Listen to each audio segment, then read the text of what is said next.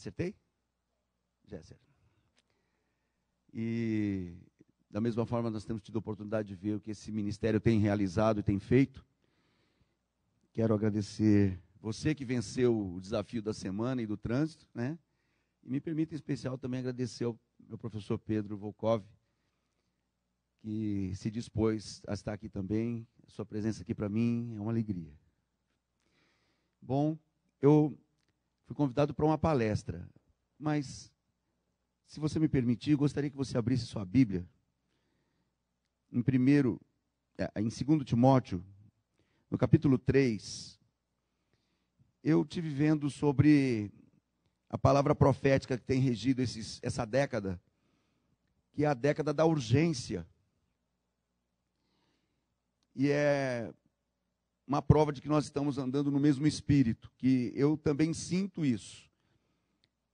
2 Timóteo 3, me perdoem, eu vou usar o texto, não quero usá-lo como pretexto, mas espero que você compreenda no que eu quero inserir aquilo que eu vou falar a seguir.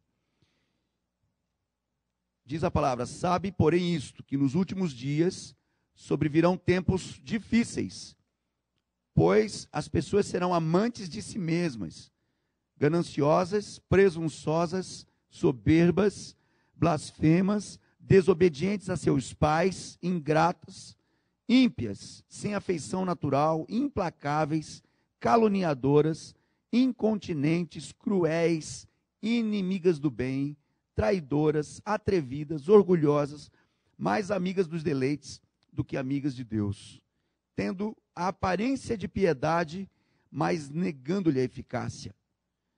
Quantos querem um desse dentro de casa? Mas nos últimos dias, parece que é o perfil da geração dos dias que a palavra chama de últimos. Mas eu quero também ler com você 2 Timóteo 4, um capítulo adiante, desde o primeiro verso diz: conjuro-te diante de Deus e de Cristo Jesus, que há de julgar os vivos e os mortos pela sua vinda e pelo seu reino. Prega a palavra, insta a tempo e fora de tempo. Admoesta, repreende, exorta com toda longanimidade e ensino. Até há uma justificativa, diz que porque virá tempo em que não suportarão a sã doutrina, mas tendo grande desejo de ouvir coisas agradáveis, ajuntarão para si mestres segundo os seus próprios desejos. E não só desviarão os ouvidos da verdade, mas se voltarão às fábulas. Eu quero dar o nome aqui a essa fala. Eu peço já que me ajudem com a projeção. Usando um dos eixos do Plano Nacional de Educação de 2001, que findou agora em 2011, que trata da permanência com sucesso do aluno. Não basta a permanência na escola, mas que essa permanência seja com sucesso. Estamos falando de educadores, vamos falar de escola. Eu quero, claro, dar aqui um sentido mais amplo ao termo, mas nós estamos com alguns desafios pela frente.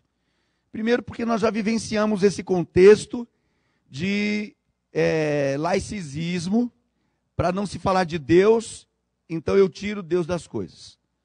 E nós estamos observando mais e mais que junto com essa extração sai também os princípios que a palavra de Deus ensina. Nós vivemos numa época em que não se sabe mais sobre valores. E nem se sabe mais sobre bem e mal. As coisas estão muito confusas. Isso tudo porque toda a ótica, toda a preocupação se voltou para o indivíduo e não para o coletivo. Até é um princípio que rege o direito. Ninguém produz prova contra si próprio.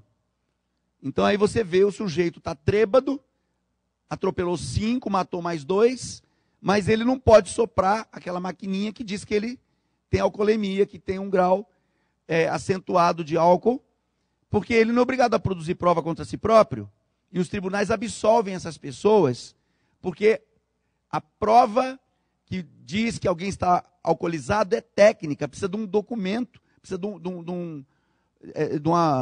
um índice registrado do grau de alcoolemia. E isso só é possível através do bafômetro ou de um teste de sangue. E como a pessoa não precisa produzir essa prova, não existe outra.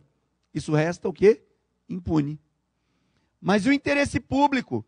Bom, aqui há a supremacia do interesse privado. O interesse da pessoa está acima do interesse da coletividade que ela põe em risco. Isso vem junto dentro de um pacote que rege a questão educacional. A lei hoje básica para a administração da questão de educandos, especialmente abaixo de 21 anos, que são chamados jovens, especialmente os que estão abaixo de 18, que são chamados adolescentes, e abaixo de 12, que são chamados de crianças.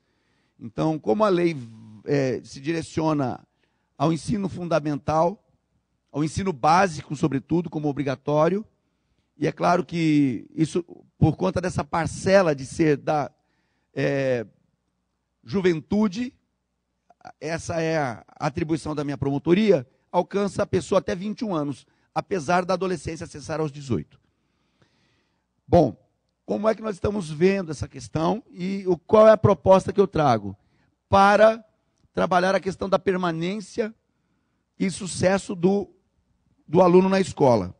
Eu já peço perdão também por alguns equívocos quanto a termos técnicos. Alguém já me falou sobre a questão, o aluno talvez não fosse, seria melhor estudante, enfim, mas vamos vencer essas questões para a gente tentar transmitir aquilo que nós pretendemos. Eu sou promotor de justiça da infância e juventude da capital de Mato Grosso do Sul, Campo Grande. Tenho 20 anos de Ministério Público e já atuei em comarcas de fronteira, onde a violência se expressa de forma mais intensa por conta das nossas fronteiras ali naquela região do meu estado, serem demarcadas por uma avenida simples, não é? Onde você apenas atravessa um canteiro, não tem nenhuma barreira, não tem nenhum volume a transpor. E isso por conta de 800 quilômetros. Então é natural que a impunidade que propõe uma fronteira marque o comportamento dessa sociedade. E há 15 anos atrás, eu comecei a desenvolver um trabalho por ser titular da infância e juventude, e a primeira pessoa que me veio como parceiro, eu estava ali recém-chegado em Ponta Porã, foi justamente me reunir com os educadores. E eu disse, não conheço aqui a região da fronteira, e gostaria de saber o que o Ministério Público pode oferecer para vocês. Eles disseram, nós precisamos de respeito. A gente quer poder entrar numa sala de aula e saber que sai dela sem ser humilhado. Falei, bom, eu quero poder conhecer a adolescência e a juventude dessa fronteira da forma mais rápida possível, e me parece que vocês são essas pessoas. Então, eu tenho aqui uma proposta. Eu vou procurar trazer essa condição de respeito que vocês pedem, enquanto eu quero que vocês possam transmitir a essa moçada aquilo que a gente quer dar de recado, e eu quero ouvir também, e vocês seriam, então, os nossos intermediários. Bom, tinha alguma situação interessante, tinha um professor que falava assim, aqui na fronteira é bom, porque a gente desenvolve uma sensibilidade mais acuada. Por exemplo, quando o aluno entra na minha sala de aula, e ele põe a sacola em cima da mesa, pelo baque eu já sei se lá tem um soco inglês, uma faca, um revólver, uma pistola carregada, descarregada. E isso porque ali era comum o adolescente andar armado. É como que uma cultura. Isso foi há 15 anos atrás. E hoje eu vejo que nós estamos tendo esse tipo de incidente. Desculpa. Tudo que eu disser aqui tem a ver com a realidade do meu estado. Eu sei que para você pode parecer um absurdo, mas isso tudo que eu vou dizer é da experiência do meu estado. Então, não se assuste, tá? Que eu sei que aqui não é assim. É outra realidade. Não é? Ninguém está com esse tipo de realidade. Mas, para que vocês possam se guardar do futuro, para que São Paulo não se torne como o meu estado, então, quem sabe eu consiga aqui compartilhar com você alguma coisa. O que nós temos visto? A transferência do papel de educar para a escola. Alguém me disse que isso tinha a ver, quem sabe, com a Revolução Industrial, quando os homens deixaram as suas casas para trabalhar nas fábricas, as linhas de produção, tiraram o homem de casa, que era um elemento de orientação e de cooperação com a educação dos filhos. E no segundo momento, a Revolução Sexual, que trouxe a identidade de direitos de mulheres e homens, e a mulher também foi para o mercado de trabalho e esqueceram a porta aberta e a gurizada fez o que quis a partir daí. Então, numa tentativa, quem sabe, de recuperar isso, vamos colocar os filhos na escola, porque ali deveria ser um ambiente de proteção, um ambiente em que pelo menos os pais possam sair e retornar, ter seus filhos, enfim. E, no entanto, as escolas se tornaram verdadeiros depósitos de filhos alheios. E, quem sabe, uma experiência recente, na inauguração de uma escola integral, que, aliás, também era uma proposta do Plano Nacional de Educação de 2001, que até 2011 todas as escolas deveriam ser integral, período integral. E eu não sei quantas dessas tem aqui em São Paulo, mas não conseguimos 10% das escolas lá do meu estado. Mas na inauguração de uma delas, a diretora disse: vejam, vocês, pais, mães, vão trazer seu filho para a escola pela manhã, ele permanece nesse período matutino estudando, almoça aqui na escola, e à tarde eles permanecem conosco aqui na escola, e só no final do expediente, quando você for para casa, você passa e leva ele para casa. Ele ficou de manhã e à tarde com a gente. E aí uma mãe pergunta: e o que é que eu faço com ele à noite?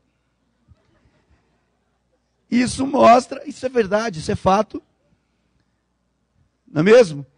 Eu percebi que as igrejas, às vezes, também sofrem isso, que pais vêm, vê os dias que tem culto, até reclama, que não tem toda semana, a semana toda, traz o filho, deixa na escolinha e só volta no final para buscar.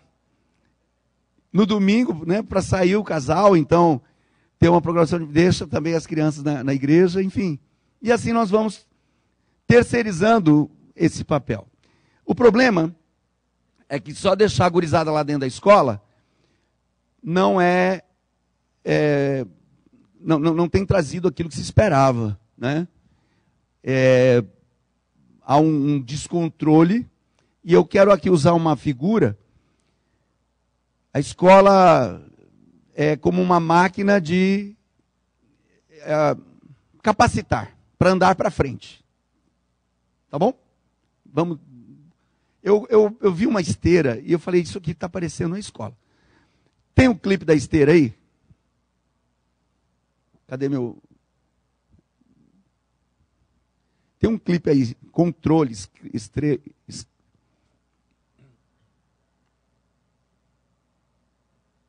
mostra uma esteira. E a esteira, ela foi construída para capacitar as pessoas a irem mais longe. Não é assim? Fala que vai. Pronto. Então, as pessoas que frequentam uma esteira, elas devem ter uma capacidade de andar mais, de ir mais longe do que a pessoa que não frequenta a esteira. Isso deveria ser mais ou menos a escola. Vê se você concorda comigo.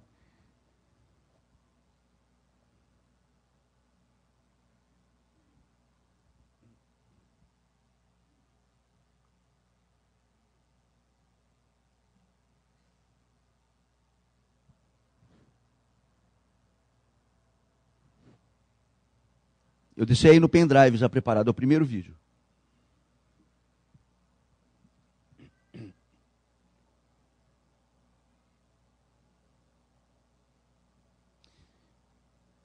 Bom, eu vou dizer o que acontece. Lá na esteira, o moço que está nela não tem o controle. Ela tem quase que uma vontade própria, sabe?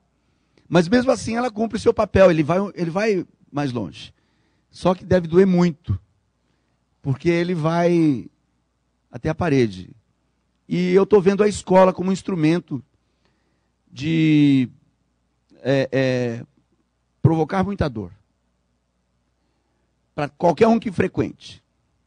E como os pais, apesar de estarem distantes da escola, porque a maior parte apenas deixa o filho ali e vai embora, quando convocado pelos gestores não vêm, não comparecem, mesmo assim, eles também se machucam porque, mais cedo ou mais tarde, se eles não vão na escola para ver o que está acontecendo com os seus filhos, quando eles percebem, eles não estão mais na escola, mas eles vão buscá-los na delegacia. Essa é a experiência que nós temos tido lá. Muitos pais, quando eu pergunto, quanto tempo faz que você não vai na escola? Há 2 meses. Eles ficam estarrecidos, porque naquela manhã mesmo teriam levado seus filhos à escola. O que eles não sabem é que eles não permanecem na escola. Isso tem gerado um número interessante acerca da evasão. Nós temos até alguns deles que permanecem na escola, mas há uma evasão formal. Eles não estão lá. Eles só vão perceber isso depois com uma reprovação, se bem que lá no meu estado também tem uma coisa chamada aprovação compulsória. Tem aluno que chega e fala, mas eu reprovei. Não, você passou. Ele briga, eu falo, não, eu reprovei, eu não vim, não fiz prova, eu vou fazer de novo o ano. Não, você vai passar. E aí a gente descobriu por quê. Especialmente em escola pública, um aluno reprovado traz um custo de até R$4.000 no ano. O número que nós temos de 2010 é que 12 mil, só da rede municipal, 12 mil reprovaram. Então você pode fazer as contas, R$48 milhões. A ideia é a seguinte, no lugar de a gente gastar isso novamente com esse aluno, vamos promovê-lo, ele passa e a gente recupera isso no ano seguinte. E aí perceberam que não dá certo, mas não tem problema. Eu, município, que estou responsável pelo ensino fundamental, eu só preciso fazer isso até o 9º ano. E eu, Estado, se recebo alguém que é um analfabeto, e não é só funcional, não lê mesmo. Mas ele já está no ensino médio. Eu preciso só fazer isso mais 3 anos, e ele se cuide, vai ter 18 já, e então tem o EJA, enfim. Só que isso está gerando uma cultura de desvalor à educação, de desvalor ao ensino. Isso afeta não só o ensino regular, fundamental, mas tudo à sua volta. Eu vou procurar desenvolver mais para a gente ir adiante, porque o meu tempo não me permite detalhar tanto. Eu acho que nós erramos eu preciso do primeiro slide. Depois disso, não é esse. Tem uma sequência de slide e é preciso que a gente mantenha. O primeiro slide depois da tela de abertura. Isso. Eu trago a questão do limite, porque com essa falta dos pais dentro das casas, mesmo que lá estivessem, nós temos percebido que, como qualquer criança normal, qualquer um vai testar qual é o limite primeiro que a gente tem aqui. A questão da autoridade dos pais em casa. Quando eu disser pais, são aqueles que têm o poder familiar. Às vezes avós, o irmão, o vizinho. Às vezes até o irmão de 12, 13 anos que cuida do de 6. O fato é que deveriam ser os pais. E aqui você talvez não esteja enxergando aqui a palavra desobediência. Como é que ele testa esse limite? Desobedecendo. E quando ele rompe essa barreira da autoridade do lar, ele cai na escola. Ou seja, os pais já não controlam seus filhos dentro de casa, mandam assim para a escola. E lá na escola, eles vão também praticar esses atos de desobediência, que na escola são chamados de indisciplina. Só que esses atos eles têm se diversificado tanto, que eles começam a encontrar descrição no Código Penal. E o Código Penal fala de crime. Só que para adolescente, o artigo 103 do Estatuto da Criança e Adolescente diz que não pode falar crime para quem tem menos de 18. O nome é ato infracional. Então eles praticam crimes, porém que para adolescente o nome é ato infracional, isso dentro da escola. Eu vou mostrar depois para você alguns exemplos. E ele rompe essa barreira com mais facilidade, porque a legislação fragiliza ainda mais essa autoridade. E, por favor, quando eu falo em autoridade, nós precisamos entender como autoridade o exercício de algo lícito, porque o abuso da autoridade chama autoritarismo. E não é isso que nós sustentamos. E diversos estudos mostram que, antes do Estatuto da Criança e Adolescente, havia esse abuso de professores, de pais, o abuso da autoridade, que levava à humilhação, enfim. E por conta de contrapor a esse abuso, nós tivemos uma legislação mais focada nos direitos da criança e do adolescente. E eu já pergunto para várias pessoas, você já leu o ECA, o Estatuto? Não, mas o que você acha? Eu sou contra. Eu falando para professores, eu falei aqui, quantos são contra o Estatuto? Quase todos. Baixa a mão agora quem nunca leu, sobre meia dúzia ali. Eu sugiro que você leia o ECA. Na última fala que eu fiz para coordenadores pedagógicos, eu falei, por que você não leu o Estatuto? Ah, porque o governo não dá para a gente. Eu falei, fala para o teu filho te levar lá na Lan House, onde ele fica jogando a tarde toda, entra lá e escreve ECA lá num daquelas espaços, ele vai te dar inteirinho, imprime. Quer dizer, a gente também se acomoda, e no entanto nós nos permitimos governar, sermos governados por essas normas. O fato é que lá na escola, eles também vão romper essa barreira de autoridade, e aí cai aqui, na delegacia. Qualquer um, para quem eu pergunto, se você tiver que enfrentar uma situação em que o teu filho está errado, ele aprontou alguma, você prefere resolver aqui, na delegacia, na promotoria, no juízo, na escola ou em casa? Vamos ver, será que aqui é diferente? Quantos preferem, dentre esses três ambientes, resolver um conflito envolvendo o seu filho em casa? Quantos querem resolver na escola? E na delegacia? Foi esse o resultado que a gente teve lá. Ninguém quer resolver na escola questão de conflito. Talvez seja por isso que na hora de ter que enfrentar uma situação dessa, eu já culpo o professor. Não é? Sabe aquela charge, né? Antes era uma nota baixa, perguntava para o filho, meu filho, que nota é essa? Hoje, a nota baixa, professor, que nota é essa? Como se o professor fosse o responsável pelo insucesso do aluno. Agora, o problema é que, por esses atos de indisciplina, eles estão rompendo esse ambiente da escola e estão caindo na delegacia. E até tem um projeto de lei para ajudar um pouco nisso. Vai lá, o próximo slide. Tem uma deputada federal, volta. A Cida Borghetti, do Paraná, ela tem um projeto de lei que está sendo aplaudido pelos educadores. E o relator desse projeto é lá do meu estado, um deputado federal Mandetta, lá do meu estado. Em rápidas palavras, procura alterar o artigo 53 do Estatuto para jogar esses atos de indisciplina da escola para dentro da sala do juiz. Os desavisados acham que isso é bom. Bom, vamos ver como é que se procede. Lá na escola, quando um aluno agride um outro colega ou a professora, ele vai para a secretaria? Qual é o nome? Diretoria. E lá na diretoria, ele vai acabar assinando alguma coisa chamada de advertência.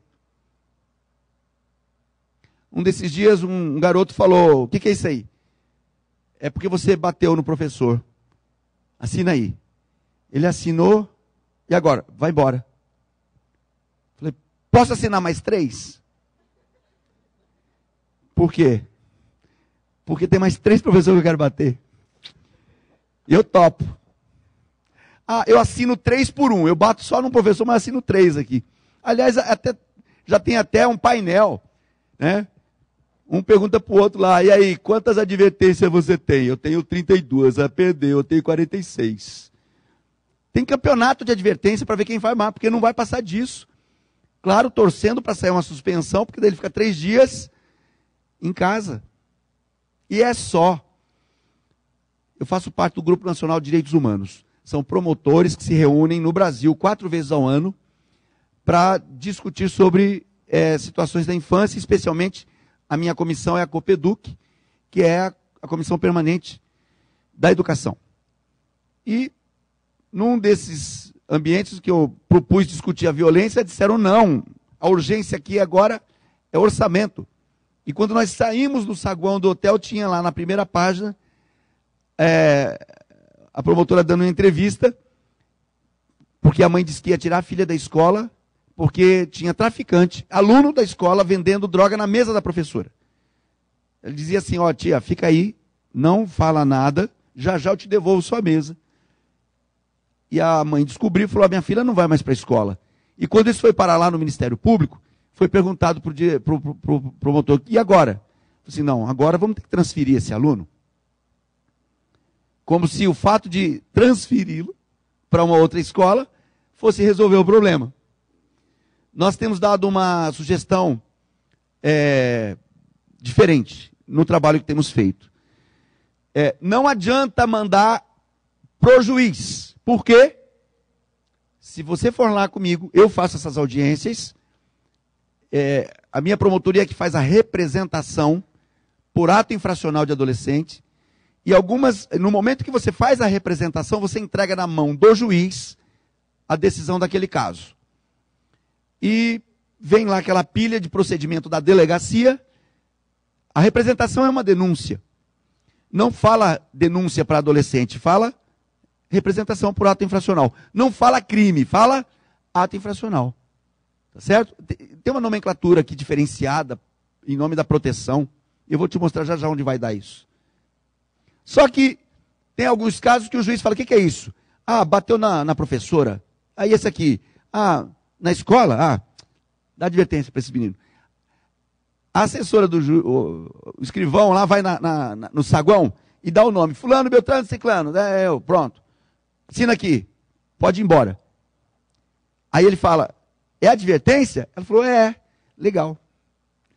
Quer dizer, ele viu que aquilo que ele sofreu na escola não é diferente na frente do juiz. E é interessante, eu já fiquei observando, no momento que antecede esse dele assinar, você precisa de ver o nervosismo desse menino. Ele fica apreensivo, o que vai acontecer comigo? Quando ele vê que é uma advertência, daqui a pouco ele está de volta. E olha, isso tem acontecido por situações cada vez mais graves. Essa semana foi um garoto com 32 furtos. Arrombou a residência, furto. E na hora de conversar com ele, a apresentação, falou, olha, você fez isso aqui tudo? Ah, fiz sim. Por quê? Ah, eu uso droga. Isso é para manter meu vício. Pois é, só que agora você assaltou aqui, ó. Você pôs um revólver na cabeça de um motorista de ônibus. Ah, o que você pegou dele? Ah, R$20. Então vamos fazer o seguinte. Esses 32 eu vou arquivar, tá? Pode levar para o arquivo. Eu vou pegar esse roubo aqui, que é mais grave, e eu vou te dar 6 meses de liberdade assistida. Você vai lá no CRAS, porque nós vamos trabalhar em rede, e ele fala, assina? É. Um mês depois veio o garoto de novo. Ué, mas você praticou outro roubo? É, foi, né? Precisei. Mas você quebrou a sua LA, então? A medida que eu te dei, a liberdade assistida? Quebrei, não, senhor. Eu estou indo assinar toda semana. Aí ele falou, não, mas você não pode só assinar, você não pode roubar também, tá bom? Então eu vou dar mais 6 meses, você vai lá, e isso tem sido rotina. Para a gurizada, isso chama-se impunidade. Eles chamam de danada não. E quando ele é internado, como ele tem que estudar, o juiz manda ele de volta para a escola. Você vai para a escola, viu? Em 10 dias você me traz o documento. Ele vai lá naquela tia, naquela professora, que quis expulsá-lo, e que deu graças a Deus quando ele evadiu. E ele volta lá e fala, eu quero estudar. Não, senhor, aqui eu não quero você não. Não vou fazer sua matrícula, tá cheio aqui, não tem vaga. Ele vai no juiz e fala, ó, lá, o seu papel não funcionou não, doutor. Lá a mulher lá disse que não vou estudar, ela manda, né, na escola. Aí ele volta com o oficial de justiça, e o oficial pergunta para ela, a senhora não vai matricular esse aluno? O que a diretora fala? Vou sim. Ah, porque eu tenho um mandado judicial. Esse garoto não quer estudar. Porque ali ele vai ter um status maior do que o do diretor. Imagina do professor. E com ele leva mais uns 10. E continua a sua vida de ato infracional. Evadido, e ele, o que é pior, leva mais 10 com ele.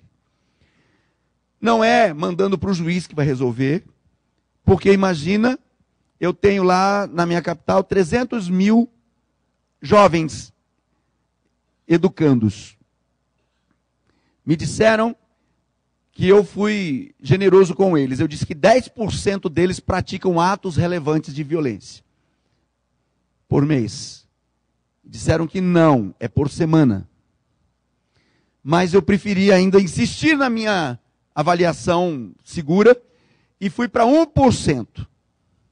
Falou, então vamos supor que 1% desses 300 mil pratique esses atos relevantes em um mês. Então são 3 mil incidentes que vão cair na mesa do juiz dentro do mês. Não dá conta dos que tem já. Não é o juiz, ninguém dá, nem promotor, nem conselho tutelar, ninguém dá. Por quê?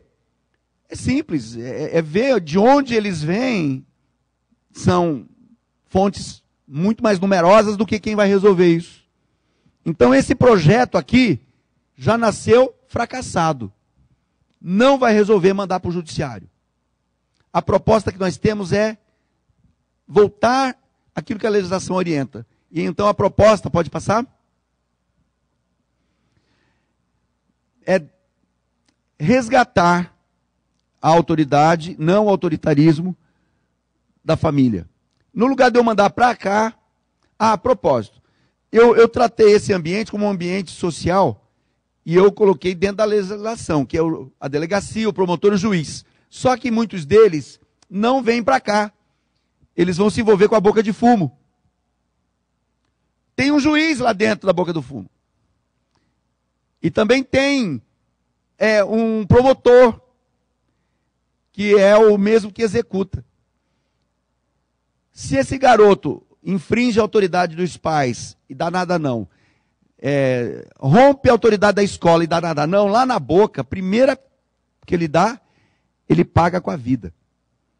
Eu sei, porque como eu fui promotor do júri, e o júri lida com homicídios, eu comecei a observar que tinha muito guri morto nos júris. E fui contabilizar isso, grosseiramente eu tive 10, de cada 10, 6. De cada 10 júris que eu fiz, tinha 6 deles abaixo de 18 ou com 18 matando, 19 matando, porque a partir de 18 aí é crime, então ele vai lá como réu. Só que eu, Estado, fui tolerando essas desobediências e infrações e indisciplinas. Em nome da proteção, Fui dando as oportunidades que ele nunca pediu, porque eles mesmos pedem, mas vocês não vão fazer nada. Só que ele faz 18 anos, aquilo já é uma cultura para ele, e aí eu trato ele como um criminoso. E eu enfio ele numa cadeia, e já ponho uma punição, e é esse um dos motivos porque os nossos cárceres estão entupidos. Porque nós estamos produzindo esse delinquente desde o berço, desde o começo da sua vida, sem pôr limite, sem pôr disciplina, e de repente eu ponho uma pena que custa a ele tempos de cadeia. E eu não administro também o cárcere, e eu deixo o crime organizado, as facções criminosas governarem isso lá de dentro. E como isso não está dando certo, a máquina de produção de criminosos está sendo grande, eu começo a pensar na reversão disso, pelo ponto errado, descarcerizar. E é por isso que nós começamos a descarcerizar vários crimes, um deles o tráfico de drogas, que é uma das propostas dessa comissão de reforma do Código Penal. Até pouco tempo atrás, o tráfico de drogas era crime hediondo. E hoje já tem tratamento privilegiado. O artigo 33 da Lei 11.343 fala sobre o crime de tráfico. E eles disseram que iam aumentar a pena de 3 para 5 anos, só que deram o crime privilegiado, reduz para 1 ano e pouco, vale a pena então ser traficante. Por quê? O que ele acumula de dinheiro com isso, enfim, em pouco tempo ele sai. E, aliás, enquanto ele está preso, ele ganha também a bolsa reclusão. Nós precisamos acordar para isso. Mas o nosso assunto aqui é autoridade familiar, porque é a proposta que nós temos de enfrentamento da educação. Então, no lugar de eu permitir que esse garoto vá parar na delegacia, na promotoria, lá ele se torna um infrator. Um dia eu estava sentado lá no meu ar-condicionado, bem tranquilo, e veio a carga da delegacia, tudo de escola. E aí eu chamei lá os assessores e falei, representa. Num minuto esvaziei minha mesa, eles me trouxeram, eu corrigi e mandei tudo para a distribuição. Pronto, fui para casa com a sensação de dever cumprido, porque se a corregedoria fosse lá olhar o meu trabalho, ia ver que eu não fiquei com processo. Mas alguma coisa me incomodava. E eu comecei a pensar se eu lembrava do nome de um deles sequer. Nenhum nome me vinha à mente. E eu fiquei imaginando se um dia um filho meu tivesse dentro daquela pilha, por um incidente de escola. E então, algo me dizia que eu estava promovendo essa institucionalização da delinquência. E eu comecei a me sentir muito mal com isso. E perceber que isso é o que comanda a conduta em todo o país. O promotor senta no gabinete dele, o delegado também. Pega os nomes, às vezes ele nem sabe qual é. E o juiz também. A maior parte do juiz dá uma advertência, ou dá lá uma remissão, e vai para casa achando que fez alguma coisa. E nós temos um índice de 60% a 70% de reincidentes nas UNEIs. Aqui é casa lar, né? Lá é UNEI, Unidade Educacional de Internação. Eles ficam internados por alguns meses. Para quem mata, dá 1 ano no máximo. Para quem mata, muito. Né? O que mata na primeira vez, ele sai em 45 dias.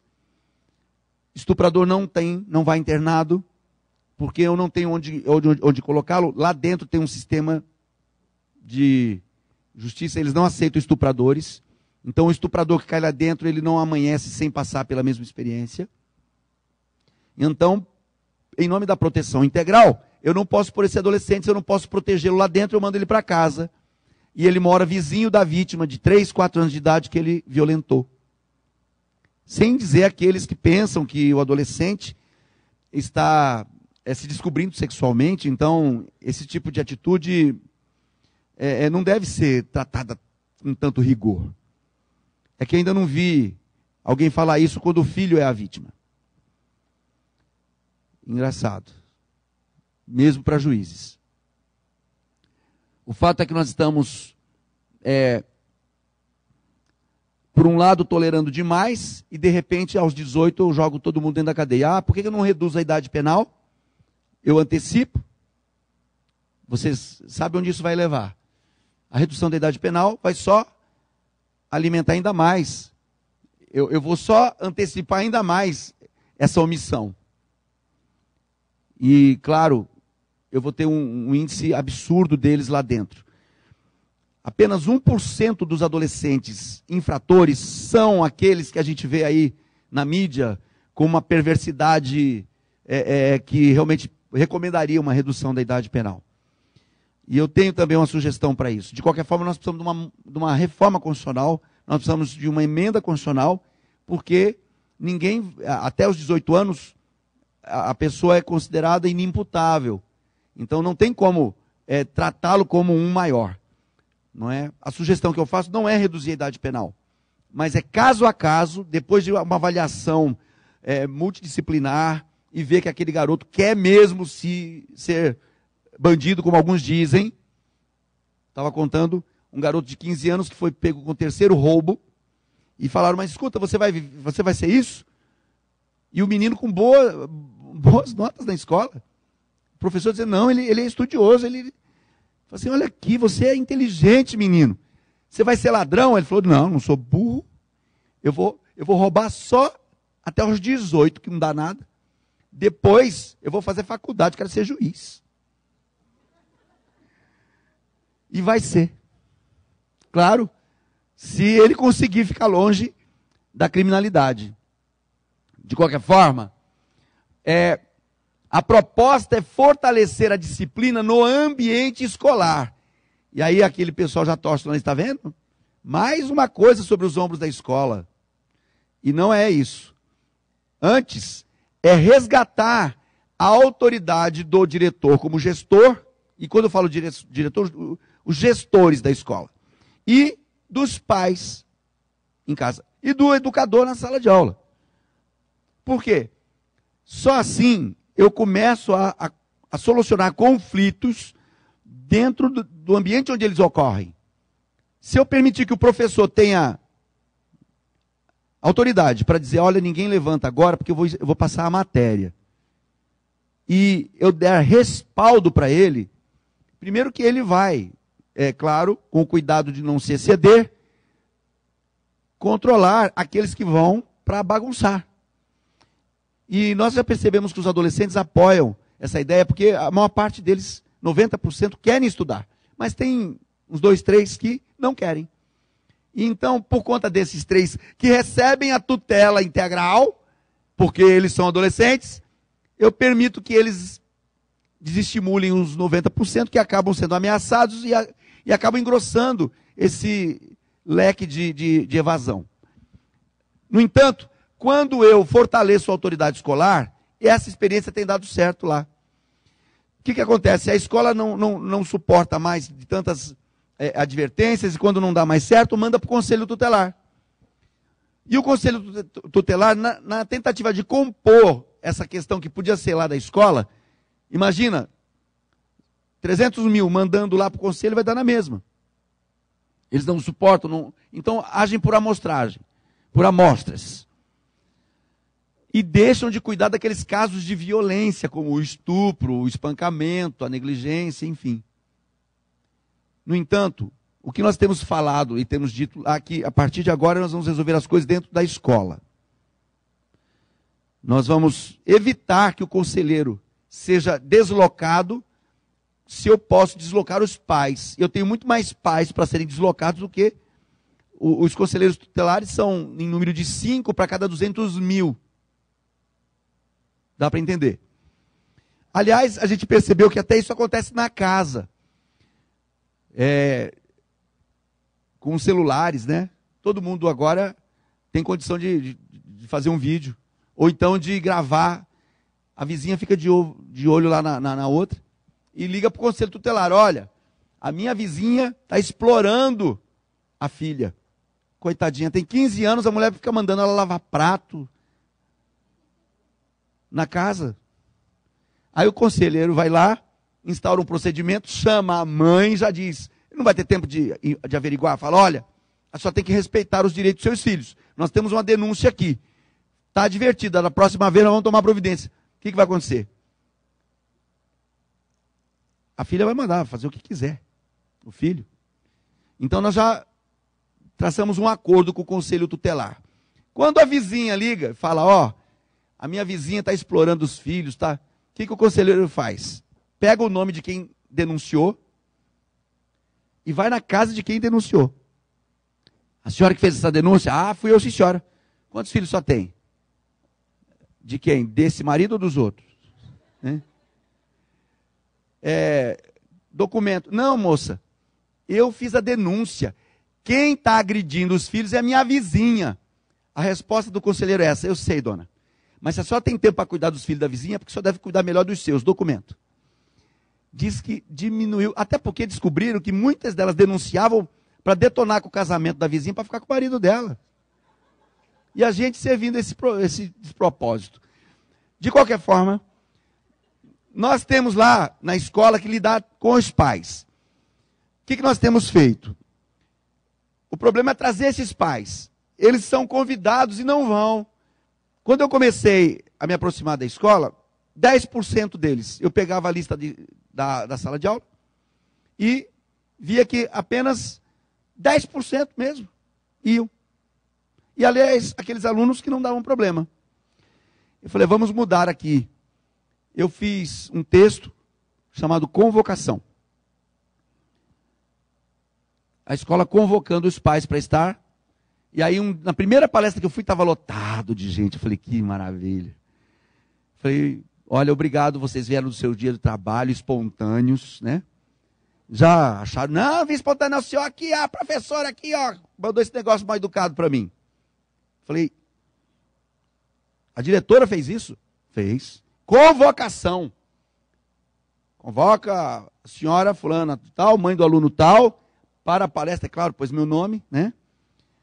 Conforme artigo 119, inciso 5 do Estatuto, que fala que os pais são obrigados a não só a matrícula, mas acompanhar a frequência e aproveitamento dos filhos.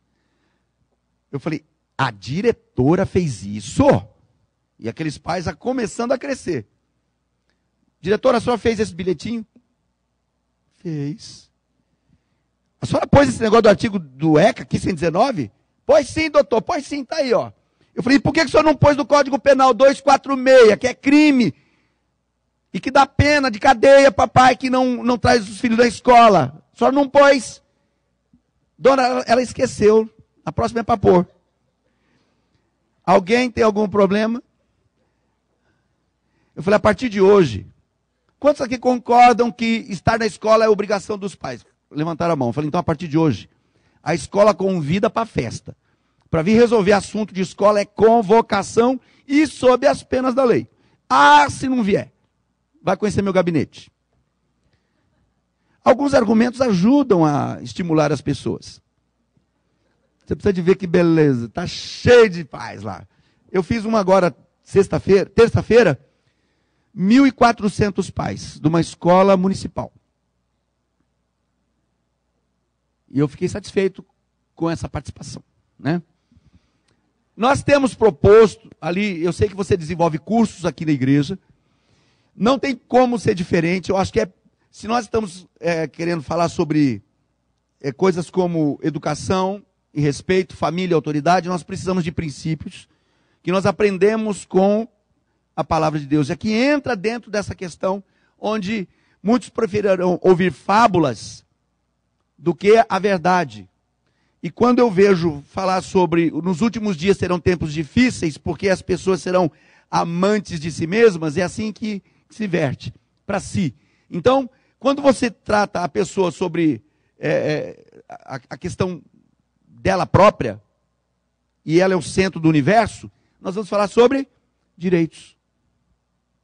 Porque se eu for falar do meio ambiente, se eu for falar do comum, se eu for falar do coletivo, eu tenho que falar sobre deveres. O que regulamenta a minha conduta no social não são os direitos, são os deveres. No entanto, nós estamos dando uma ênfase nos direitos de tal forma que todo mundo pensa só em si próprio. Alguém vai casar, ele só pensa nos seus direitos. E assim, nós estamos produzindo toda uma geração egocêntrica e despreparada para o social, despreparada para o respeito recíproco. E aí, quanto mais autoridade, pior, porque ele quer ser o dono de tudo. E nós temos legislações voltadas para isso. Aliás, não só a legislação. Aliás, vê um parlamentar falar: o que o senhor achou da minha lei? Eu falei: aqui, deputado, eu acho que nós não precisamos mais de lei, nós precisamos de princípios. Nós precisamos de cultura para cumprimento das leis, porque não adianta ter lei, não cumpre. E eu quero mostrar que a nossa legislação ainda permite esse raciocínio. Eu não poderia fazer algo contrário à lei, porque a minha função constitucional é exatamente ser fiscal da lei.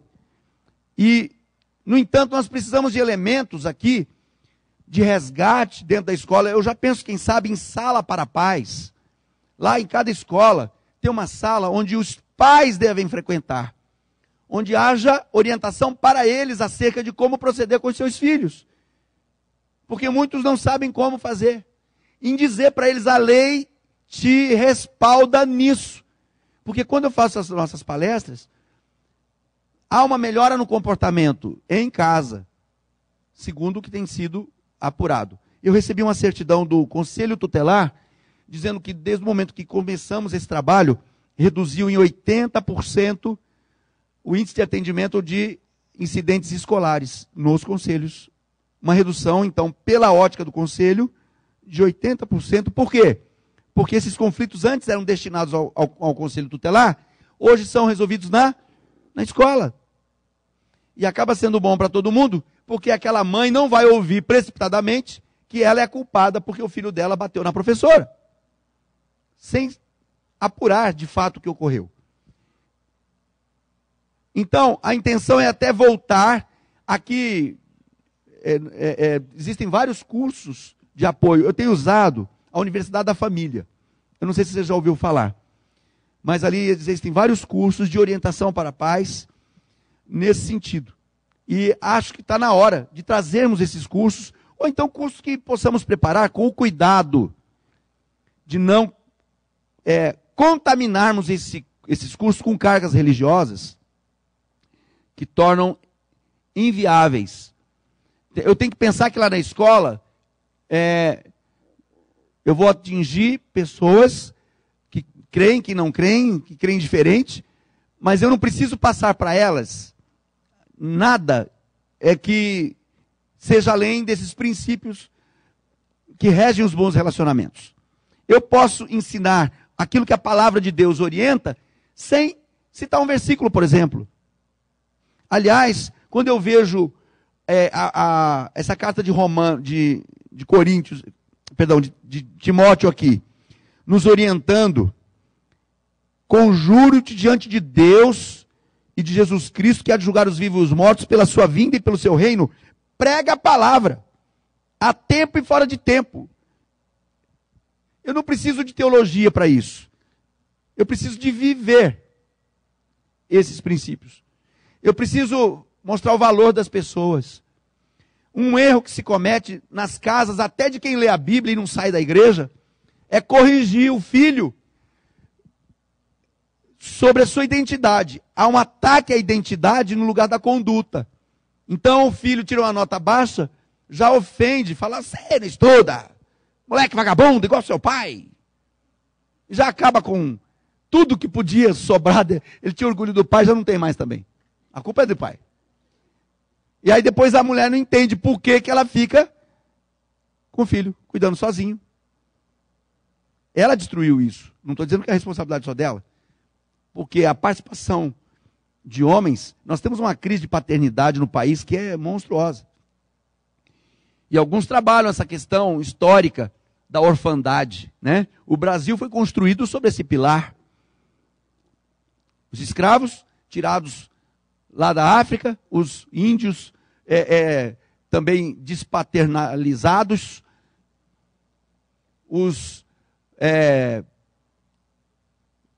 as produções, né, como é que se tinha a função de reprodutor. Então, qualquer um de nós devemos ter em algum lugar uma ruptura da paternidade na nossa história. Ou por origem europeia, ou indígena, ou negra. O Brasil tem uma carga de ruptura da paternidade grave. E isso reflete nos nossos dias. A irresponsabilidade para com a paternidade. Imagina, tem que ter uma ação para reconhecer paternidade. E aí a mulher também não compreendendo isso, ela que carrega a maternidade não cuida no momento de gerar.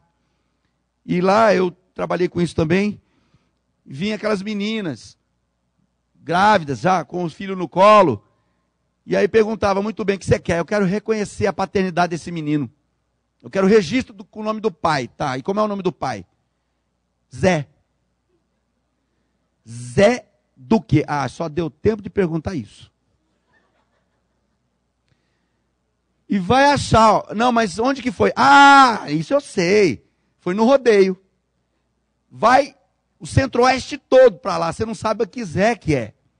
Aí a gente vai orientar, dona, só tem que tomar cuidado, né? Ah, doutor, minha filha não aguenta carinho. 15, 16 anos engravidando. Do terceiro, o primeiro já começou nos 12. E aí, até isso é brincadeira, mas faz assim, minha filha, se você não consegue mesmo segurar a onda, fala para o sujeito, ó, documento. Identidade. Por quê? Daqui vou tirar xerox. Porque depois que foi a coisa, pelo menos você pode lembrar, você traz a identidade. Aí apareceu uma lá com 4, né? Aí, doutor, foi um desses aqui, ó.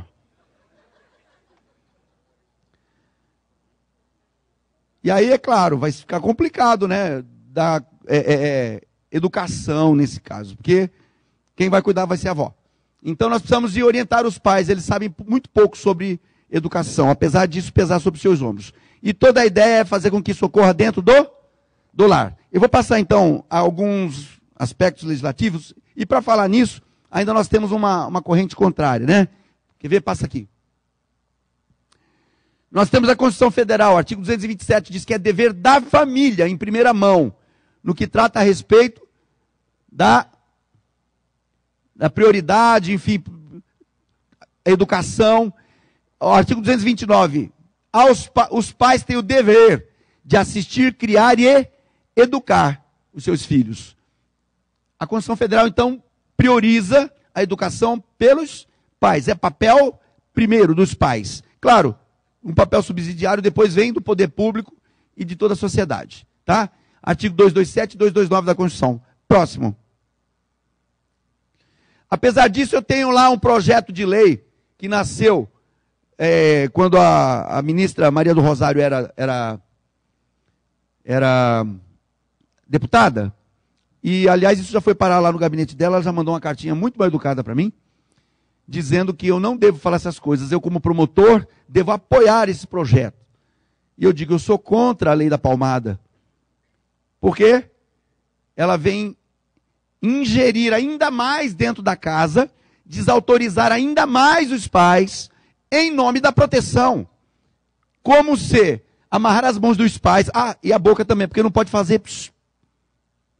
Aí já é agressão moral para o filho. Esse projeto de lei não é só da palmada. Eu falo, eu sou contra a palmada. Não pode usar a mão. Então, o senhor é de acordo com a minha lei? Não, a mão é para abençoar. É para proteger, para fazer carinho no filho. E sou contra a chinelada também, eu falo. Deixa safado, eu sei porque eu fui, não resolve. Tá? Aí, isso incide, ingere. Isso aqui passou na Câmara Federal, não passou ainda no Senado. Um dos que também são contra é o senador Cristóvão Buarque. Por quê? Nos 28 países que tem a lei da palmada, que proíbe a palmada, não diminuiu a violência contra a criança. Temos um exemplo, a Lei Maria da Penha. A Lei da Maria da Penha foi promulgada em 2009. Diminuiu a agressão contra a mulher de lá para cá? No meu estado, quase que triplicou. Nunca mataram tanta mulher e nunca bateram tanto. Ah, mas isso é porque agora elas estão denunciando. Bom, mas estão morrendo também. O fato é que o Estado trouxe uma lei que dá a elas uma expectativa falsa. Então ela vai, denuncia e o cara mata. E aí? Não acontece nada. Ele no máximo vai ficar lá. Claro, a lei é excelente. O que eu quero dizer é que o Estado está desaparelhado para esse repórter. Agora, na lei da palmada é pior. Porque ela vai dentro da casa, desautoriza os pais, deixa os filhos à mercê de si próprios, ou pior, os pais à mercê dos filhos. No entanto, essa lei não intimida o agressor, aquele que é violento, que geralmente é o padrasto, ou então é um namorado da mãe, ou até o pai psicopata, sei lá. Um cara despreparado é uma minoria. Esse não vai ser intimidado, pelo contrário. Não vai trazer para ele. Aliás, até alguns pais de 18 anos, que nunca foram repreendidos, nunca tiveram limites, mas já têm 2, 3 filhos, eles espancam esses filhos menores porque eles sabem que não dá nada, não. Então aqui ninguém está sustentando agressão, ninguém está falando sobre espancamento. Estamos falando sobre a oportunidade que é dada aos pais para corrigir seus filhos, de limitar as suas condutas, aliás, em proteção deles mesmos. Eu vou mostrar para você de onde vem isso tudo. Pode passar. O Estatuto da Criança e Adolescente é o grande divisor de águas disso. Em nome da proteção integral, em 90, essa lei diz que veio proteger a criança e o adolescente. Nunca se matou tanto, se espancou tanto. Eu vou mostrar esses números para você, já já. Só que isso aqui gerou medo de ser acusado de assédio. Professor, os pais, constrangimento, de ser acusado de constrangimento ou maus tratos. Qual é o reflexo disso? Impacto no aluno e nos filhos com a inversão, nem de valores, acho que é de papéis, ninguém sabe mais o que é valor, mas uma inversão de papéis. Eu gosto até de uma crônica do Arthur da Távola, que fala sobre a geração dos 100 coxas. Já leu isso? Ele diz que quando ele era garoto, ele chegava em casa e tinha frango, ele, oba, tem frango, mãe, eu quero a coxa. A mãe falou, não, querido, a coxa é do papai. Mamãe, eu gosto da coxa. O papai também, meu amor. Mas por que é para o papai e não para mim? Porque o papai é que comprou o frango. É uma honra dada a ele. O papai fica com a coxa do frango, as duas. E quanto que eu vou ficar com a coxa? Quando você for papai. Quando você comprar o frango. Aí ele disse que cresceu, fez questão de ter filhos, só para comprar o frango e pôr lá na mesa. E ele chega, querida, cadê o frango? Bem, as crianças já comeram. Aí ele fala, eu fui a última geração que entregou a coxa do frango para o meu pai e a primeira que perdeu a coxa para o meu filho. Fui a última geração que teve que me submeter ao meu pai, eu sou a primeira geração que tem que me submeter ao meu filho. Eu fui a última geração disciplinada pelo meu pai e a primeira disciplinada pelo meu filho. Eu nasci no lugar errado, no tempo errado, porque eu não concordo com isso. Eu também não. No entanto, essa inversão de valores é muito mal interpretada por... Eu me incluo, a nossa geração acomodada, descuidada, não lê, não estuda e se submete àquilo que a televisão diz. Você perguntar, por que você está fazendo isso? Ah, porque na novela falou. E isso gera o comportamento.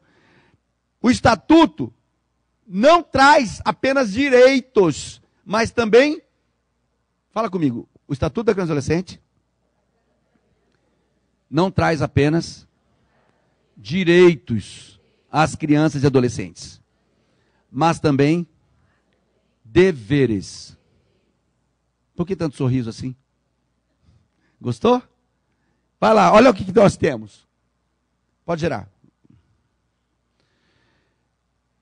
Quando adolescentes e jovens não recebem valores e princípios, eles ficam expostos a comportamento de risco e se envolvem, isso aqui é estatístico, eu esqueci de citar a fonte aqui.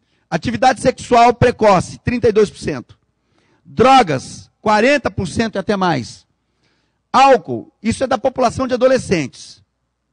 Até 50%, no meu estado é mais, é 60%. Violências generalizadas, 61%.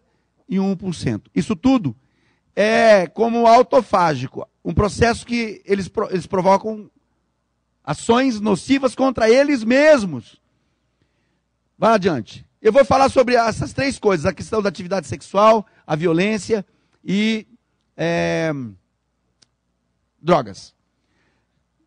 Não vai assustar. Isso é lá do Mato Grosso do Sul. Já falei que não é daqui. Mas a agressão contra profissionais da educação, na rede estadual, chega a 56%, agressão moral.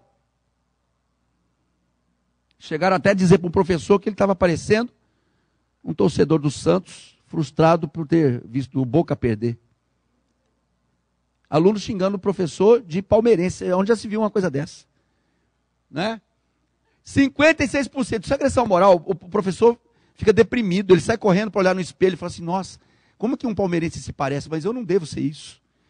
Mas ele fica frustrado. Moralmente, na rede municipal chega a quase 50%. Agressão moral, você não sabe o que é isso, que aqui não tem, mas lá é uma ação da classe contra o professor. O bullying contra o educador. Porque é uma turma, ele se prevalece, não tem uma agressão motivada. Agora, o físico também acontece. Agressão física é a próxima tela. Socorro. Agressões físicas, 13,71%. E na rede municipal, 23,6%. Quer dizer o seguinte, essa gurizadinha está vindo de casa assim. Porque quanto mais cedo estão agredindo, mais. Eu tive um caso de um menino de 5 anos com 27 incidentes de agressões este ano. 5 anos. Adiante. Isso está gerando problemas de ordem emocional no educador. Nós temos visto vários casos de acadêmicos que vão substituir professores da rede e só vão preparando uma aula maravilhosa e não querem nunca mais. Eles ficam lá na academia, vão estudar, vão escrever, porque não quer ir para o campo, não quer dar aula. Eu tenho dito assim, se você conhece um professor, tira uma foto com ele, porque teu neto vai perguntar, que é isso? Você fala, é um professor. Que é isso? Está em extinção. Nós temos um déficit de professores fantástico. Isso porque estão afastados por doenças emocionais. Até eu cuidei de um caso, não é a minha atribuição, mas o homem veio falar, eu quero separar. Falei, não é aqui que eu lido com isso, mas se eu puder ajudar, trouxe a mulher. O que foi? Essa mulher está me traindo. Traindo por quê? Já é a terceira vez que eu acordo e ela está lá, do meu lado. Ai, João. Ô João. Eu falei, mãe, o que é isso? Eu sou Alfredo. Ela está me traindo com o João, doutor. Eu falei, minha senhora, não pode, o Alfredo aqui está se sentindo lesado. Que caso é esse com o João? A mulher começa a chorar, fala, eu já falei para ele, João é o meu aluno, que vai lá só para acabar comigo. Eu falei, a senhora é professora? Eu sou. Eu falei, pode acreditar, é verdade. Ela fala, e tem mais. Não é, ai, João, João, eu sonho que eu estou matando o João. E ele não entende. E eu fui ver as estatísticas. O próximo slide diz o seguinte, 34,25% de professores, educadores, já perdeu o controle sobre si. Eu falei, dá uma mão para essa mulher, senhor, porque ela vai acabar matando. Deixa pelo menos ela sonhar com o pescoço do João, porque talvez isso seja um escape, né? Mas alguns já estão agredindo também. Aí, acaba indo para a mídia, e aí vem novas leis, piorando ainda mais a situação. Adiante. Aqui, rapidamente, olha, eu pedi informações para escolas estaduais, E elas me informaram isso, que em nível de desacato e desobediência, 80% de alunos já têm registros dessa ordem. Só para você saber, o artigo 331 do Código Penal, que você não está vendo aqui, fala que desacatar um professor que tem um concurso público dá um crime de 6 meses a 2 anos de cadeia. O desacato é o crime do artigo 331. Na escola, se o aluno pega, por exemplo, uma prova, não gostei dessa nota, amassa e joga na cabeça do professor, é um desacato. Faz isso com o guarda quando ele te dá uma multa. O que vai acontecer?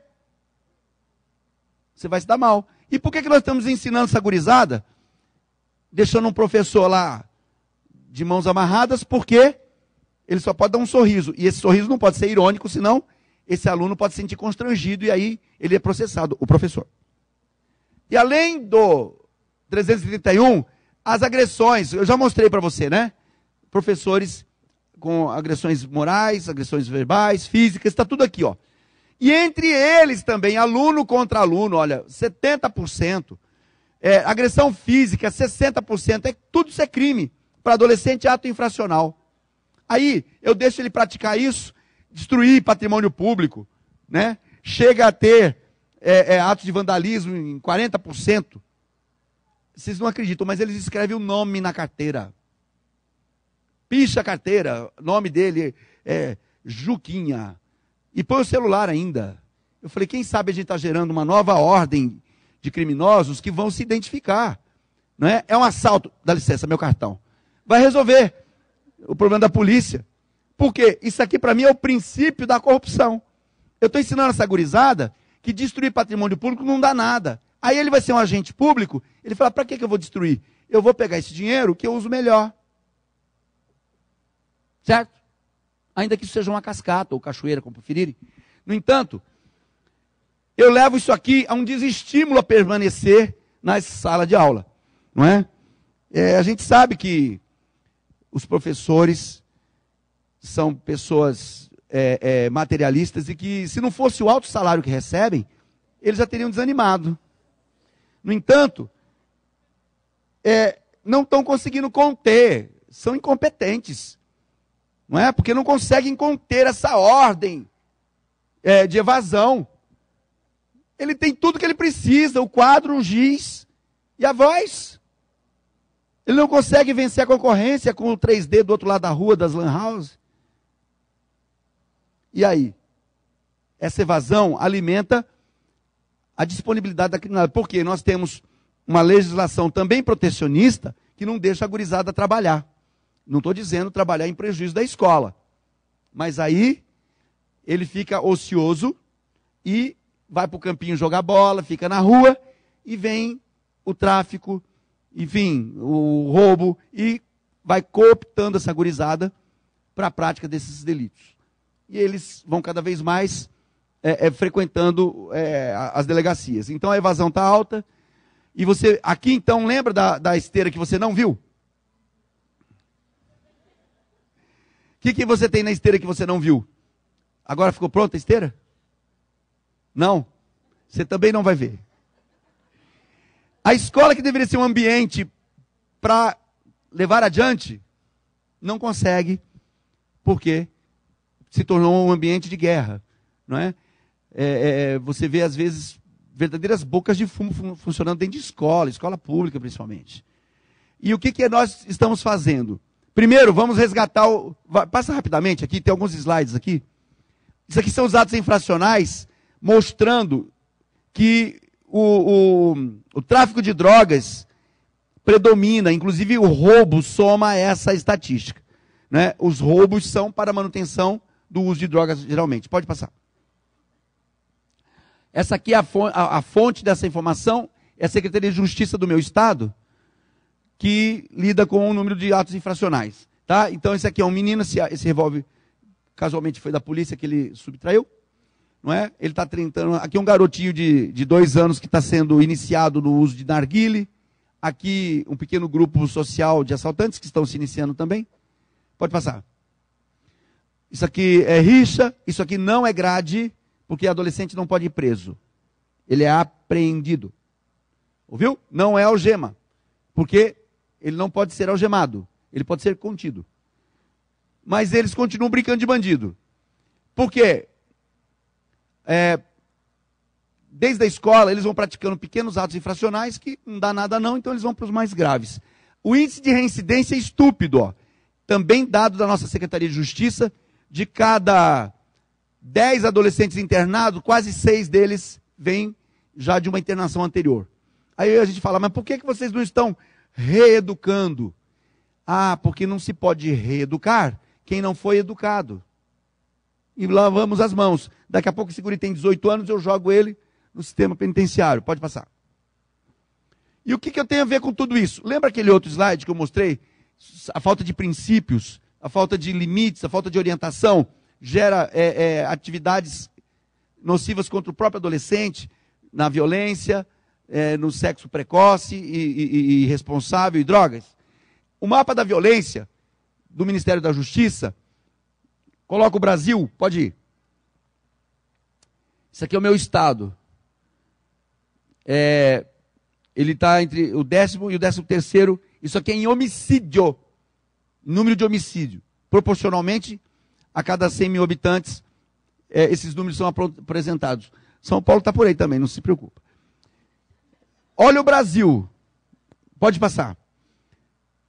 O Brasil é o 6º país. Só tem 5. Graças a Deus. Pela Guatemala, pelas Ilhas Virgens. Salve El Salvador e Colômbia e Venezuela, porque sem elas nós seríamos os campeões. O Brasil é o 6º país que mais mata jovem de 14 a 24 anos. Isso é do Ministério da Justiça. Instituto Zíngaro. Com dados do SUS e do Ministério da Justiça. O Brasil é o 6º país que mais mata adolescente. Quando eu fiz isso, eu caí de novo lá no júri e falei, então é verdade. De cada 10 júris que eu fazia, 6 mães chorando porque o filho está morto. A outra chorando porque o filho está preso. Me perdoa se alguém aqui passou por alguma situação dessa.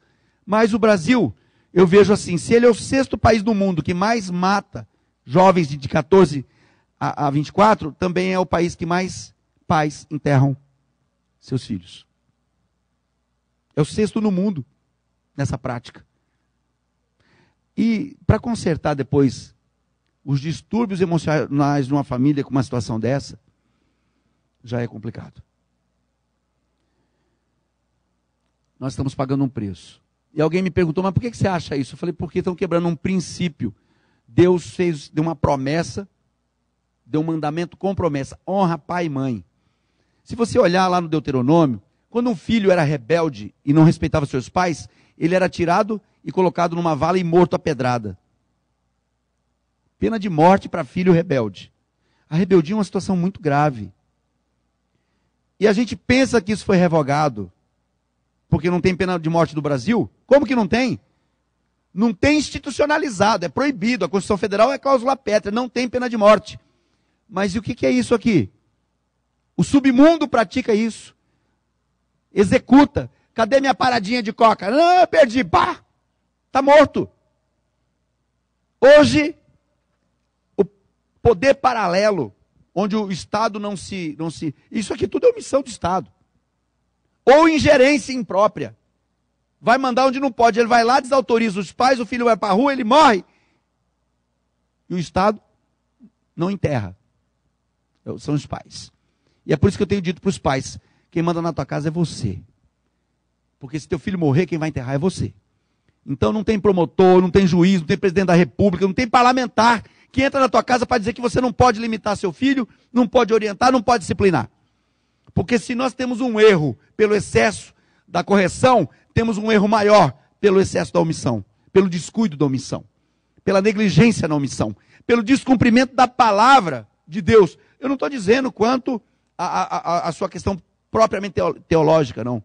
Porque lá diz, filhos, qual que é a pena de morte que nós temos no dia de hoje? Honra teu pai e tua mãe, que é o primeiro mandamento com promessa, para que te vá bem e viva muito tempo sobre a terra. Então, o processo inverso, desonra seu pai e sua mãe, então você vive mal e morre cedo.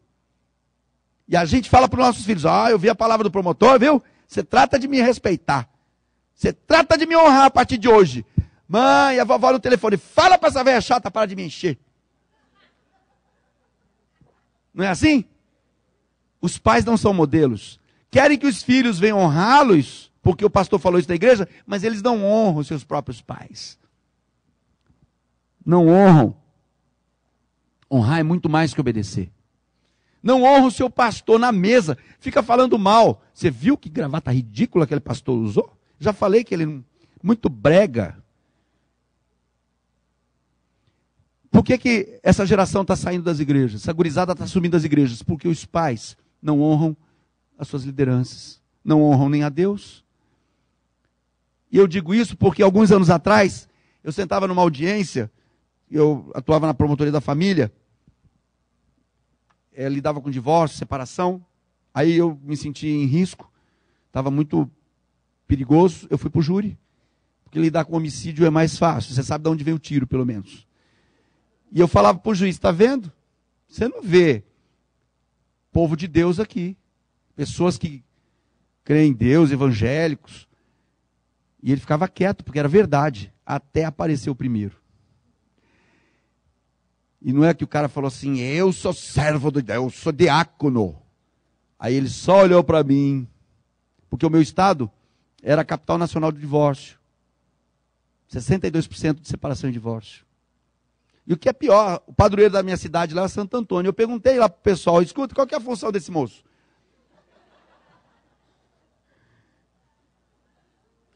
Foi, está acontecendo alguma coisa. A cidade onde o homem é o padroeiro é onde tem mais divórcio. Que coisa esquisita. No entanto, nós estamos enterrando toda essa geração. A pena de morte está valendo. Só que só bandido pratica. Vai lá. Aqui a lista continua. São mais de 100 países. 700 mil adolescentes, isso é idade do SUS também, que se tem notícia, engravidam com abaixo dos 16 anos. A gurizada está brincando de transar.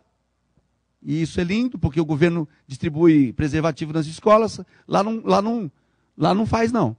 Que eu vou nas escolas, eu faço a nossa assembleia, geralmente vai a maior parte dos pais, e eu pergunto aqui, quem é contra distribuir camisinha para o seu filho na escola? Levanta a mão. Será que é unânime? Eu pergunto, tem alguém que é a favor? A senhora é a favor? Sou. Pega o nome dela, dá camisinha para a filha dela. Para os outros, não. E aí essa gurizada toda, quando não aborta, entrega o filho para a vovó.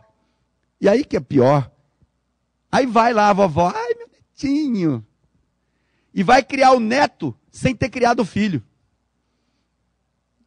As escrituras dizem que você vai ser aprovado como pai, não na prosperidade dos seus filhos, mas dos filhos dos seus filhos. Por quê? Porque se você põe um filho no mundo e dá tudo para ele, ele pode até ser próspero, mas ele não sabe criar os filhos dele, você fracassou. Porque está inserida nessa missão, preparar filhos que também eduquem bem os seus filhos.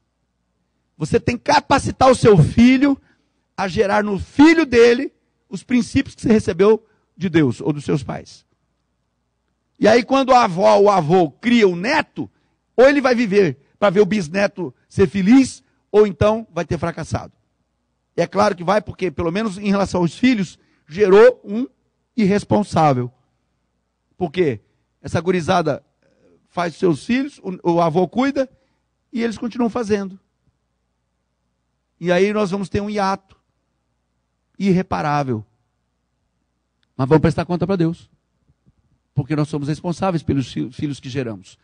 Então você vê que a sexualidade estimulada de uma forma como liberdade, agora a lei do Sinase diz que nos lugares onde interna adolescente tem que dar a eles direito de visita íntima. Guri de 13, 14 anos recebendo a mulher dele, de 12.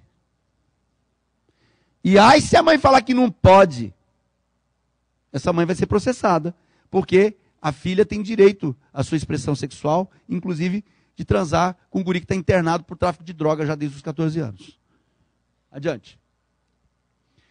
Aqui é sobre drogas, e eu deixo esse slide para não esquecer.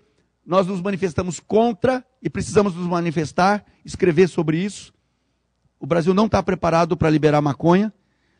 Nós temos uma convenção, um tratado internacional desde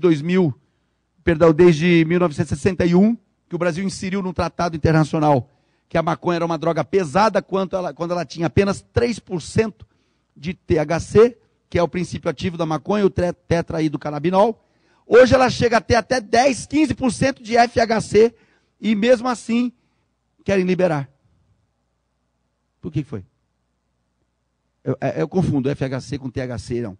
FHC, não, é THC, é que não, a gente confunde. Eles se identificam. E, bom, nós temos uma droga muito mais potente hoje e querem liberar, e o que é pior, está sendo discutido lá. Sabe o que a gente está fazendo? A gente fica em casa esperando liberar. Aí vem na notícia dizendo que o Congresso, que a comissão do Código de Processo, do Código Penal liberou a maconha, você acha ruim. Está muito mais perto do que você imagina. Não vai dar para falar sobre isso agora, mas eu digo aqui porque o último censo domiciliar que foi feito foi em 2004, onde se apurou o número de adolescentes usuários de drogas. 2004 para hoje dá o quê? Quem tinha 12 anos em 2004 tem quanto hoje? 20. Sabe o que significa? Que o governo federal, nem o governo do estado de São Paulo, nenhum estado sabe quantos adolescentes são usuários de droga e de que droga. Você acha que isso é proteção integral? Vai lá. Passa direto. Esse aqui é o nosso plano de ação lá da promotoria. Eu vou substituir isso aqui pelo filme. Dá tempo? Tem aí? Ou você não vai passar isso também? Então vai. É o resumo, clipe resumo. O que a gente está fazendo em rápidas linhas aqui? Nós estamos resgatando essa autoridade para que os conflitos se resolvam na escola. Então, não é apenas a advertência. Lá na escola, jogou o papel no chão, qual que é o procedimento normal de qualquer ambiente que se queira proteger? Qual é? Jogou o papel no chão? Pega. Cuidado que isso é trabalho escravo, mas eu estou sustentando que não. Estou sofrendo uma sindicância porque estão dizendo que isso é trabalho escravo, que eu estou apoiando o trabalho escravo. Mas eu estou respaldando, não a título de ato infracional, a título de indisciplina, que se pregue a disciplina. Ok? Então, isso gerou um novo comportamento e a gente está conseguindo conter as coisas dentro da escola. Eu falei já com os secretários de educação, com o governador, com o prefeito, com os educadores. Na ocasião foram 10 mil deles convocados, foram 3 dias, acabaram comigo lá, de tanto falar com eles. E eu percebo que existe um rombo na afetividade e na espiritualidade do educador. Ele já não quer mais nada, nem nele mesmo. E aí eu usei um exemplo para o controle que eles perdem o controle? Domínio próprio. Eu falei, olha, me perguntaram como é que a gente faz se cada um aqui tem um seu João para pegar no pescoço. Eu falei, como é que me pegou de surpresa? Eu falei, isso aqui é falta de domínio próprio. O que é o domínio próprio? Lembra, Salomão fala que uma cidade, uma pessoa sem domínio próprio é como uma cidade sem muros. Eu lembrei de como é aquela cidade? Troia. Brad Pitt, lembra? O que acontecia em uma cidade sem muro? Qualquer um toma conta dela. A pessoa sem domínio de si é assim. Qualquer inimigo toma posse dela. E aquelas pessoas começaram a chorar. Eu falei, eu vou ter que orar com ele. Você acredita que tem que fazer isso? Num evento da promotoria, no Palácio Popular da Cultura, só educador. E aí, o pior é que a secretária de Educação estava lá. E aí eu falei, olha, e agora, como é que nós vamos fazer? Eu estou fazendo a palestra, respondendo pergunta, e agora tem esse negócio da oração. Ela falou aqui, eu não sou religiosa, mas se precisar queimar queima qualquer coisa, menos a oração, que é o que está mais dando certo. Você quer ver? Dá uma olhada lá. Cadê o clipe? É verdade que se o povo orar, dá para apagar o refletor ali um pouquinho? Céus se abrirão, tremerão. Sim, Essa é uma das palestras só. Da Juventude, juntos com a Secretaria Municipal e Estadual de Educação, estão desenvolvendo um trabalho conjunto de orientação aos pais, para que os mesmos possam acompanhar o desenvolvimento dos seus filhos na escola. É uma palestra onde explica o que pode acontecer. Isso orienta os pais, entendeu? Faz com que os pais saibam como orientar seus filhos. Os nossos filhos e os nossos jovens não são os nossos problemas. Eles são a razão do nosso emprego. Você é só educador. Foram 3 dias, 3 por dia. 9 reuniões dessa aí. E só com um novo coração a gente consegue isso. Deus disse: eu vou te dar um novo coração. Teve jeito, tive que orar com ele. Não estou falando para você fazer isso. Sem aquelas marcas do passado, sem o cansaço do passado. Alguns aqui foram traídos, feridos pelas pessoas que mais confiavam. Por isso, nós não podemos parar de viver por causa disso. Deus, eu reconheço que sou um pecador. Tem alguém constrangido aí? Que meu coração está cheio de maldade, falta de fé. Eu te peço um novo coração, limpo e perdoado, sem nada do que ser acusado. Eu decido tomar uma atitude, adiantar nos seus caminhos, nos caminhos de Jesus. Se eu errar esse caminho, o Senhor há de me perdoar, e me trazer de volta. Isso não é igreja, não. Do amor que o Senhor me mim, a fim de que possamos transformar a nossa casa, voltar a ter esperança nela. Amém. O efeito disso foi bombástico. Mataram um professor no Rio de Janeiro e começaram a fazer uma pesquisa no Brasil. Fantástico. Foi parar lá e no lugar de achar assassinato, achou o resgate da ordem. Dentro da escola. Pois é, nas últimas semanas a gente teve aí histórias de agressões, de ameaças, de bombas, brigas de gangues também. Exatamente, até tiros dentro da sala de aula. Tudo isso, né, tomou conta aí do nosso noticiário. E diante dessas notícias, um promotor da infância decidiu agir. Criou uma forma eficiente de colocar alunos baderneiros na linha.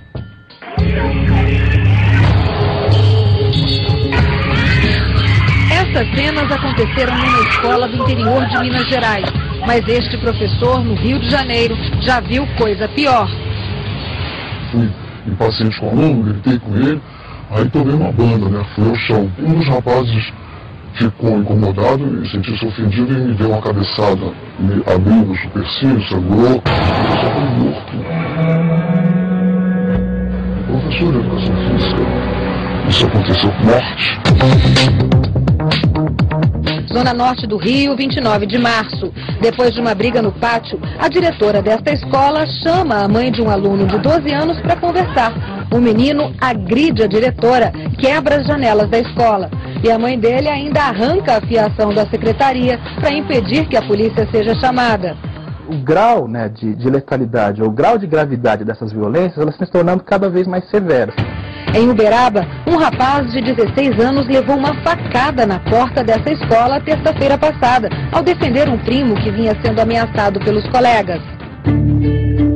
Em Sobral, no Ceará, este outro adolescente levou um tiro dentro da sala de aula depois de discutir com um aluno. Em Marília, 3 bombas explodiram nesta escola em menos de uma semana. Um menino de 13 anos perdeu um dedo da mão. Esse sistema de escola está falido. Ou se muda, né? Ou a gente não vai ter mais por que educar essas crianças nesse modelo de escolarização. Porque onde você tem violência, não tem aprendizado. Nós tivemos alunos atirando dentro da escola. A gente no recreio dava para sair, para ficar na sala por causa das gangues, porque a gente tinha medo de encrencar com a gente. Cenas de violência já foram comuns nesta escola em Campo Grande. Troca de tiros, um aluno foi morto diante dos colegas. Essa foi a gota d'água para que uma grande transformação acontecesse aqui dentro. não chegava a 10% de participação dos pais.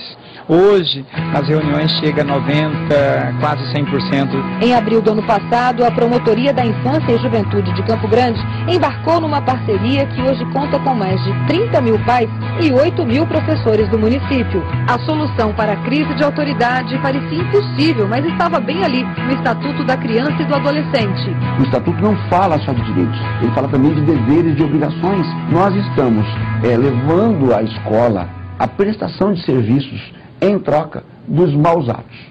No lugar de eu registrar uma ocorrência policial contra esse jovem, que não é um infrator, ele não é um delinquente, ele é um indisciplinado. Por e-mail ou telefone, professores se aconselham com o promotor e os pais autorizam o castigo assinando um termo disciplinar. Eu acho que tem mesmo que ser disciplinado o aluno, ele vai lavar a quadra, e eu achei muito bacana a medida que a escola tomou. Todo mundo que eu costumo mandar para o diretor, né, a hora que volta, né, voltam uma maravilha. Tata era aluna problema e mudou depois de cumprir medida disciplinar na cozinha. Eu vim lavar cumbucas, ajudar a servir o lanche, as merendas. Charles também era da turma barra pesada. Tudo viciado em droga, tudo andava armado, tudo fazia aprontar, fazia coisa errada. Teve que cumprir muita medida disciplinar. Limpei lá na frente, troquei a areia do parquinho, lavei os 2 banheiros e varri o pátio. Já nos 3 primeiros meses, nós temos registros de que redução de 60% da violência escolar. Em um ano, pelo menos 3 mil alunos em 50 escolas já entraram na linha. Assinam um termo de compromisso com a Promotoria da Infância e Juventude. Deu medo. Ser preso. Assustou, né?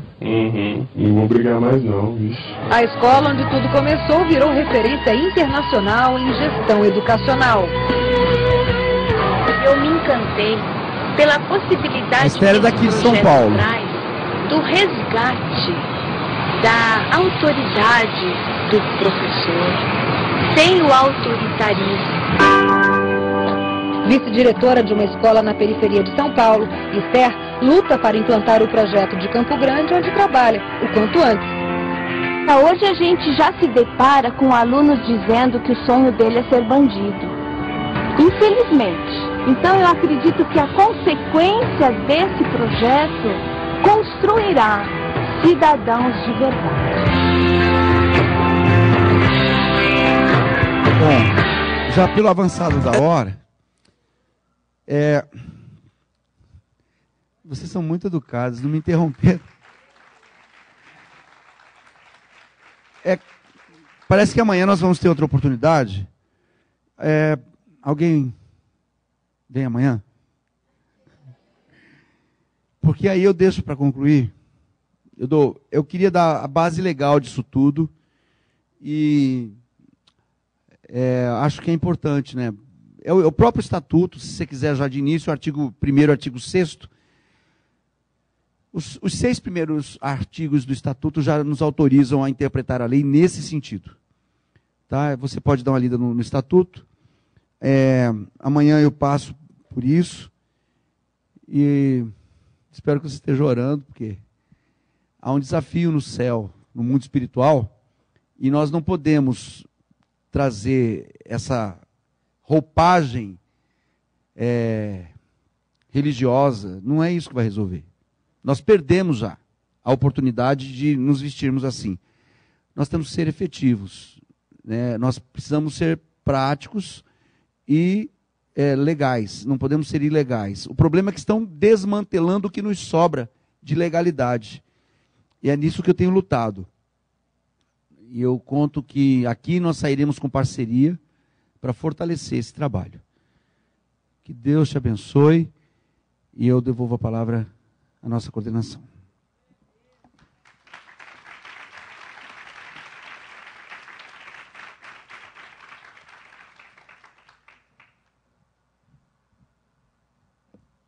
Paz, queridos.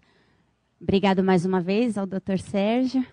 Eu acho que tem muitas escolas que vão querer levar o promotor lá para dentro, aqui em São Paulo. É muito bonito esse trabalho. É emocionante ver este vídeo mesmo, ver o que Deus está fazendo, usando o Dr.